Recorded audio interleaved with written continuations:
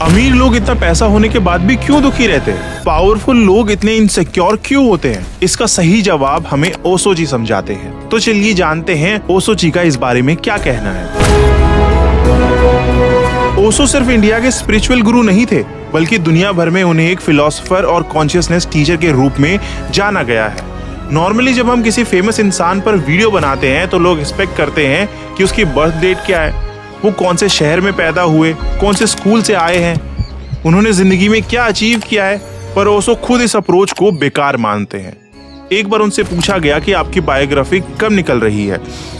ओशो ने कहा, मेरी कोई बायोग्राफी है ही नहीं और वो हो भी नहीं सकती, क्योंकि जो चीज़ बायोग्राफी के नाम पर लिखी जाती है वो सिर्फ आउटर लाइफ होती है।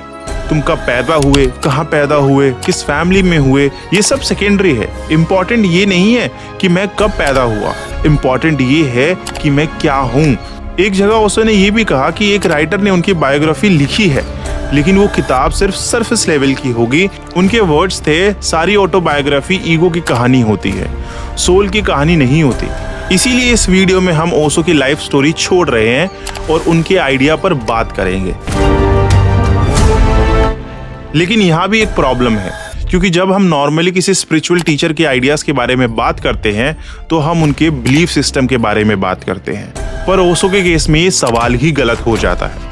ओशो ने सीधा कहा, I don't believe in anything, I don't believe in believing. उन्होंने ओपनली डिक्लेयर किया, मुझे सारे बिलीफ सिस्टम तोड़ने हैं, चाहे वो रिलीजियस हो, चाहे पॉलिटिकल हो, या कैथोलिक हो, या कम्युनिस्ट हो। सब एक जैसे डेंजरस है, क्योंकि सब लोगों को प्रोग्राम करते हैं। एक इंटरव्यू में इंटरव्यूअर ने पूछा कि अगर आप बिलीफ सिस्टम के अगेंस्ट हो तो आपका बिलीफ सिस्टम क्या है। ओशो ने कहा, मेरा काम लोगों को प्रोग्राम करना नहीं है, उनको डीप्रोग्राम करना है। जैसे कंप्यूटर में वायरस आ जाए तो नए सॉफ्टवेयर को डालने से पहले पुराने सॉफ्टवेयर को हटाना पड़ता है, वैसे ही ओशो कहते हैं लोग पहले से लोडेड है। हिंदू के साथ हिंदू प्रोग्रामिंग, मुस्लिम के साथ मुस्लिम प्रोग्रामिंग, क्रिश्चियन के साथ क्रिश्चियन प्रोग्रामिंग।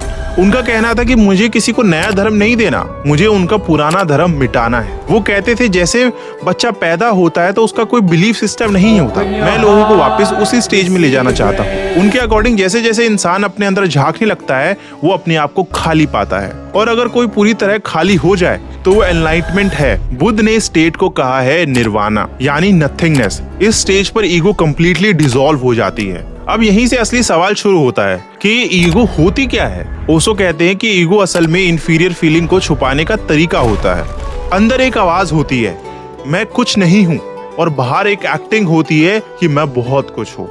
इसी कॉन्ट्रडिक्शन का नाम है ईगो। एनिमल में ईगो नहीं होती, बर्ड्स में भी ईगो नहीं होती, सिर्फ इंसान में होती है, क्योंकि सिर्फ इंसान को ही सिखाया जाता है कि तुम जैसे हो वैसे काफी नहीं हो। बचपन से ही हम ये सुनते आए हैं कि कुछ बन के दिखाओ, नाम कमाओ, रिस्पेक्ट अर्न करो, कुछ लोगों को दिखाओ कि तुम कौन हो।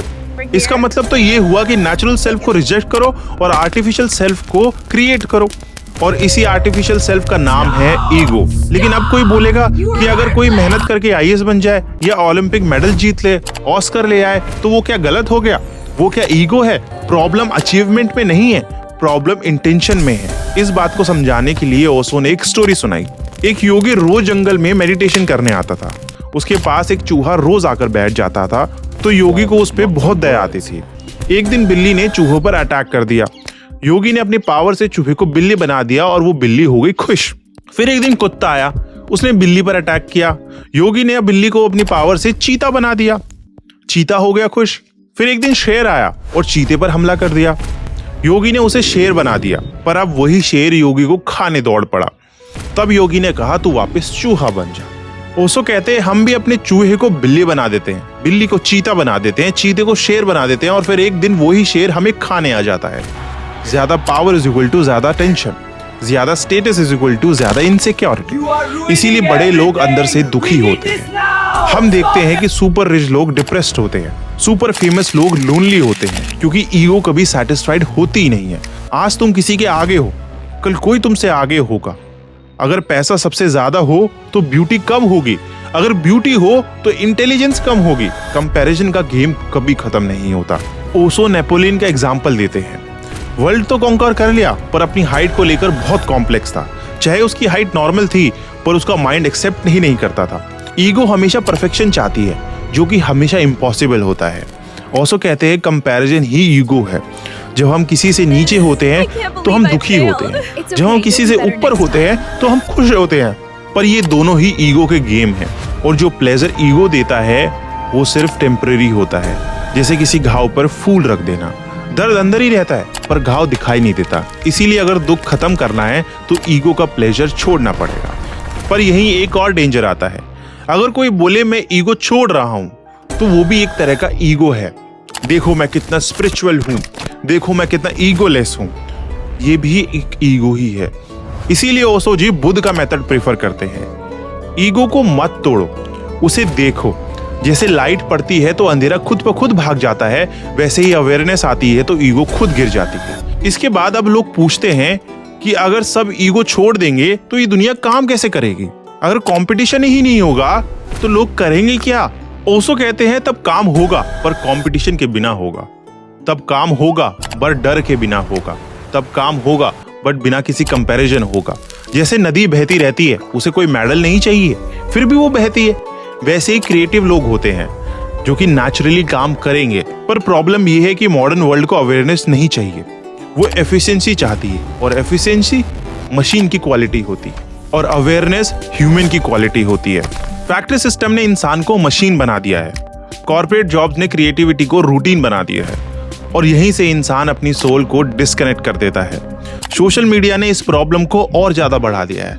हम फोन खोलते हैं और बिना सोचे हमारा थंब अपने ऐप्स पे चला जाता है, और ऊपर से एल्गोरिदम हमारे बिहेवियर को रिकॉर्ड करता है और हमें कंट्रोल करने की कोशिश करता है। अब शॉपिंग भी नीड नहीं है, हैबिट बन चुकी है, और ये सब इसीलिए हो रहा है क्योंकि हम अवेयर नहीं है। इसी माइंडलेसनेस का इफेक्ट भी एनवायरनमेंट पे पड़ रहा है। क्लाइमेट चेंज सिर्फ CO2 की वजह से नहीं हो रहा है, ये ग्रीड, अनकॉन्शियसनेस का रिजल्ट है, और पर्सनल लेवल पर भी ये साइकिल चल रही है। शो ऑफ से जेलेसी आती है, जेलेसी से कंपटीशन आता है, कंपटीशन से एंजाइटी आती है, फिर और शो ऑफ आता है, और इस लूप से निकलने का सिर्फ एक ही रास्ता है, वो है सेल्फ अवेयरनेस। जब इंसान अवेयर होता है तो जेलेसी गिर जाती है, ईगो कम हो जाती है, कंपैरिजन खत्म हो जाता है, और तब काम मेडिटेशन बन जाता है।